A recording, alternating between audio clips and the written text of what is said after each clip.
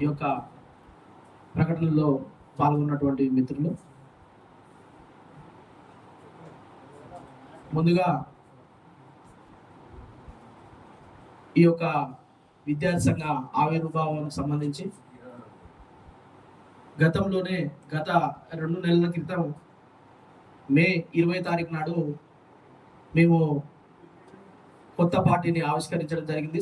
Samaj party పేరుతోని ఆవిష్కరణ చేయడం జరిగింది.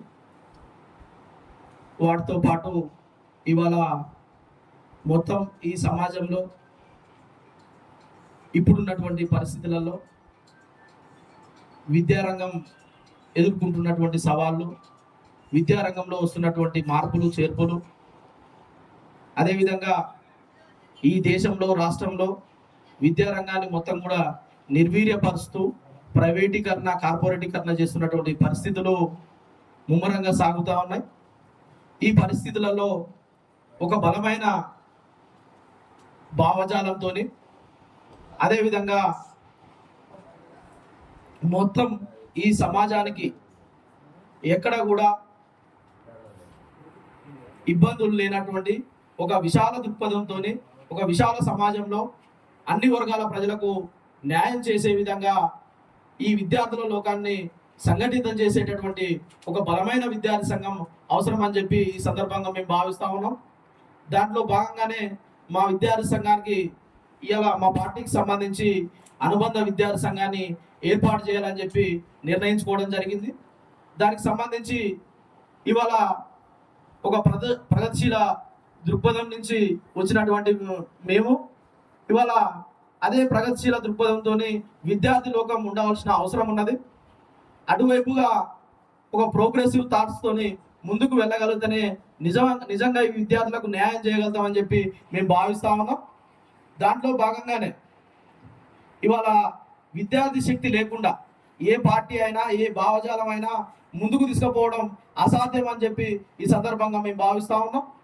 దాంట్లో భాగంగా ఇవాళ మా పార్టీ ఏదైతే లైన్ ఎంచుకున్నదో ఆ పార్టీ భావజాలాన్ని ముందుకు తీసుకుపోవాలన్నా, లేకపోతే ఇవాళ విద్యార్థుల హక్కులను సాధించాలన్నా, ఇవాళ విద్యార్థులను సంఘటితం చేసి దేశవ్యాప్తంగా, రాష్ట్ర వ్యాప్తంగా వస్తున్నటువంటి విద్యారంగ సమస్యలని పరిష్కార మార్గాలు చూపాలన్నా, వాటందరినీ సంఘటితపరిచి ఐక్య ఉద్యమాలు నిర్మించాలన్నా కానీ ఒక బలమైన విద్యార్థి సంఘం అవసరమని చెప్పి భావించిన మేము ప్రగతిశీల ప్రజాస్వామ్య విద్యార్థి ఫ్రంట్ పేరుతోని ఇవాళ విద్యార్థి సంఘాన్ని ఏర్పాటు చేయడం జరుగుతూ ఉన్నది.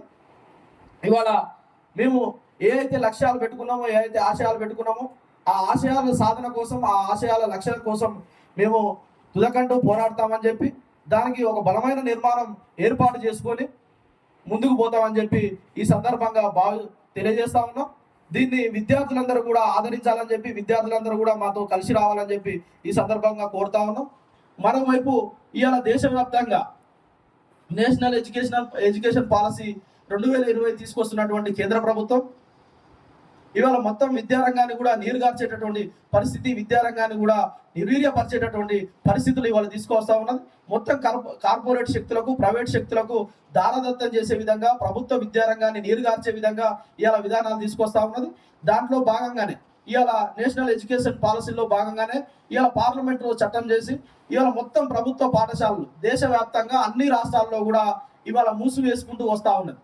దాంట్లో భాగంగా మన తెలంగాణ రాష్ట్రంలో కూడా దాదాపు 27,000 పాఠశాలలను కుదించి విద్యార్థులు లేరనే సాకుతోని, వివిధ కారణాలతోని ఇవాళ ఫ్యాకల్టీ లేదు, లేదా టీచింగ్, నాన్ టీచింగ్ లేదని చెప్పి భావిస్తున్నటువంటి ఈ ప్రభుత్వం మొత్తంగా కూడా వాటిని మెర్జ్ చేస్తూ 27,000 పాఠశాలను కేవలం 4,000 పాఠశాలకు కుదించేటటువంటి ప్రయత్నం ఈ రేవంత్ రెడ్డి ప్రభుత్వం చేస్తూ ఉన్నది. మరోవైపు ఇవాళ యూనివర్సిటీలను నీరుగారుస్తున్నది. యూనివర్సిటీలకు స్వయం ప్రతిపత్తి ఉన్నటువంటి యూనివర్సిటీలను కూడా ఇవాళ ఎక్కడ కూడా నిధులు కేటాయించకుండా ఇవాళ హట్టహాసంగా ఉస్మానియా యూనివర్సిటీకి 1000 కోట్లు ప్రకటిస్తున్నాం అని చెప్పినటువంటి రేవంత్ రెడ్డి ఇవాళ ఎక్కడ కూడా అది ఆచరణకు నోచుకున్నటువంటి పరిస్థితి ఉన్నది. అదేవిధంగా మొత్తం యూనివర్సిటీలను కూడా ఇవాళ నిధులు కేటాయించకుండా, ఇవాళ టీచింగ్, నాన్ టీచింగ్ పోస్టులు నింపకుండా ఇవాళ ప్రొఫెసర్, అసిస్టెంట్ ప్రొఫెసర్, ఇవాళ వీసీలను, అదేవిధంగా రిజిస్ట్రార్లను నింపకుండా మొత్తంగా కూడా ఖాళీలతోని ఇవాళ యూనివర్సిటీలను కొనసాగిస్తూ ఉన్నారు. మరో పక్కన ఇవాళ హై స్కూల్ హాస్టల్స్ ఏదైతే విద్యా సంవత్సరం ప్రారంభమైందో ప్రారంభం నాటికే అన్నిటినీ కల్పించవలసినటువంటి అన్ని సదుపాయాలు కల్పించవలసిన ప్రభుత్వం నేటికి కూడా ఆ సదుపాయాలు కల్పించడంలో పూర్తిగా విఫలమైందని చెప్పి ఈ సందర్భంగా మేము తెలియజేస్తా ఉన్నాం. అదేవిధంగా ఇవాళ మనం చూస్తా ఉన్నాం గత నీటు 2026కు సంబంధించి నీట్ లీకేజ్లో ఇవాళ దానికి సంబంధించిన విచారణ జరగాలని చెప్పి దానికి సంబంధించిన మంత్రి దేవేంద్ర ఎవరైతే కేంద్ర మంత్రి ఎవరైతే ఉన్నారో తను రాజీనామా చేయాలని చెప్పి ఇవాళ పెద్ద ఎత్తున గత 22 రోజుల నుంచి ఢిల్లీ వేదికగా ఇవాళ ఆమరణ నిరాహార దీక్ష చేస్తున్నటువంటి సోనం వాంగ్చుక్ నిన్న అక్రమంగా అరెస్ట్ చేసి తనను ఆసుపత్రికి తరలించి బలవంతంగా ట్రీట్మెంట్ చేసేటటువంటి పరిస్థితి ఇవాళ ఢిల్లీ వేదికగా మనం కేంద్ర ప్రభుత్వం చూస్తా ఉన్నాం. అక్కడ ప్రధాన డిమాండ్ కేంద్ర మంత్రి ధర్మేంద్ర ప్రధాన్ను రాజీనామా చేయాలి, దాని మీద పూర్తి విచారణ జరగాలి, మళ్ళీ నీట్ పరీక్షలు నిర్వహించాలని చెప్పి డిమాండ్ చేస్తా ఉన్నాం. దానికి చర్చలకు రాకుండా జరిగినటువంటి పొరపాట్లను సరి చేసుకోకుండా కేవలం ఇవాళ నిరంకుశత్వంతో ఇవాళ అక్కడ అరెస్టులతోనే వాళ్ళ సమాధానంగా వాళ్ళ యొక్క నిరంకుశత్వాన్ని ప్రదర్శిస్తా ఉన్నది. ఇవాళ అట్లనే కేంద్ర ప్రభుత్వం కానీ రాష్ట్ర ప్రభుత్వం కానీ ఎక్కడ కూడా విద్యారంగాన్ని సమూలంగా పరిష్కార మార్గాలు చూపడానికి కానీ దాన్ని అభివృద్ధి చేయడానికి కానీ ఇవాళ ముందుకు రానటువంటి పరిస్థితి. దాన్ని మొత్తం కూడా ప్రభుత్వ విద్యారంగం నుంచి ప్రభుత్వం తప్పుకొని ప్రైవేట్ కార్పొరేట్ శక్తులకు అప్పగించేటటువంటి ప్రయత్నం జరుగుతూ ఉన్నది. మరో పక్క ఇవాళ తెలంగాణ రాష్ట్రంలో గతంలో కేసీఆర్ ప్రకటించినటువంటి విధానం ఏదైతే ఉన్నదో కార్పొరేట్ విద్యా సంస్థల్ని మొత్తం కూడా తెలంగాణలో మూసివేస్తామని చెప్పినారు. కానీ నేడు అదే నారాయణ శ్రీ చైతన్య లాంటి కార్పొరేట్ సంస్థలకు ఇవాళ ఊడిగం చేస్తా ఉన్నారు. గత ప్రభుత్వాలు కానీ ప్రస్తుత ప్రభుత్వాలు కానీ ఇవాళ కార్పొరేట్ శక్తులకు ప్రైవేట్ శక్తులకు ఇవాళ మొత్తం రెడ్ కార్పొరేట్ వేసి ఇవాళ వాళ్ళకు అన్ని అనుమతులు ఇస్తూ ఇవాళ ఊడిగం చేస్తున్నటువంటి పరిస్థితి ఉన్నది. కాబట్టి ఈ మొత్తం విధానాల మీద ఏదైతే విద్యారంగంలో వస్తున్నటువంటి సమస్యలు ఉన్నాయో వాటన్నిటి మీద కూడా పోరాటం చేస్తున్నటువంటి ఆ విద్యార్థులను సంఘటితపరచవలసిన అవసరం ఇదంతా ఉన్నటువంటి పరిస్థితి తెలంగాణలో ప్రధానంగా దేశవ్యాప్తంగా తెలంగాణలో ఉన్నటువంటి పరిస్థితి ఉన్నది. కాబట్టి ఈ యొక్క మొత్తం సమస్యలను పరిష్కారం చేయాలంటే ఖచ్చితంగా ఒక బలమైన విద్యార్థి ఉద్యమం ముందుకు రావాల్సిన అవసరం ఉన్నది. ఇవాళ కేవలం కంటి తుడుపు చేయగానే ఇవాళ విద్యార్థి ఉద్యమాలు జరుగుతామని చెప్పి ఈ సందర్భంగా మేము భావిస్తా ఉన్నాం.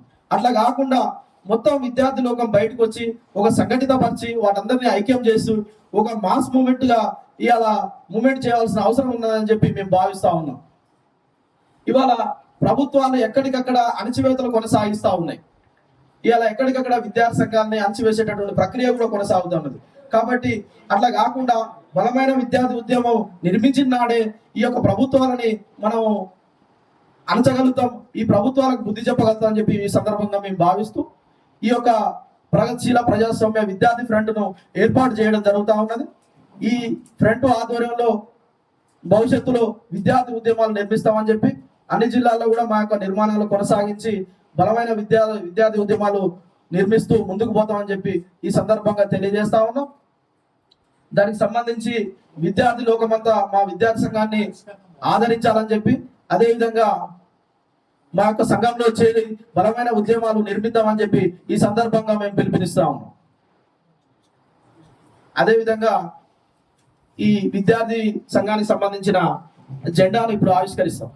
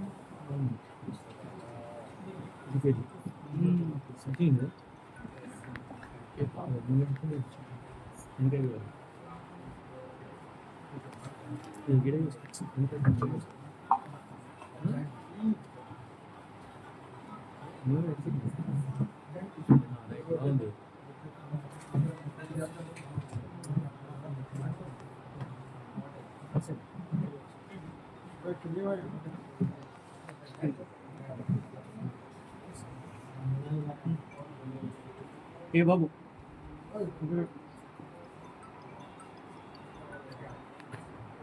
కానీ మళ్ళీ పక్కడే పెడితే వెళ్ళిపోవాలి పోయి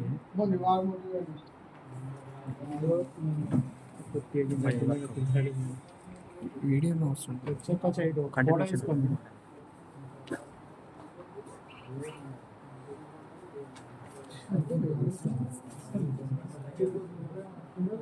అదే చూడు కింద చూస్తే కదా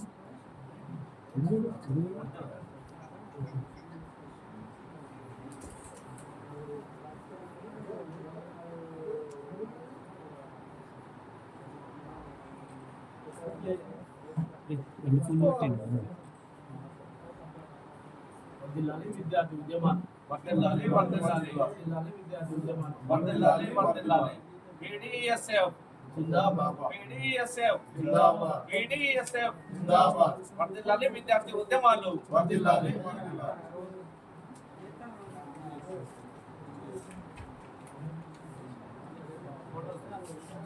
సత్యం సత్యం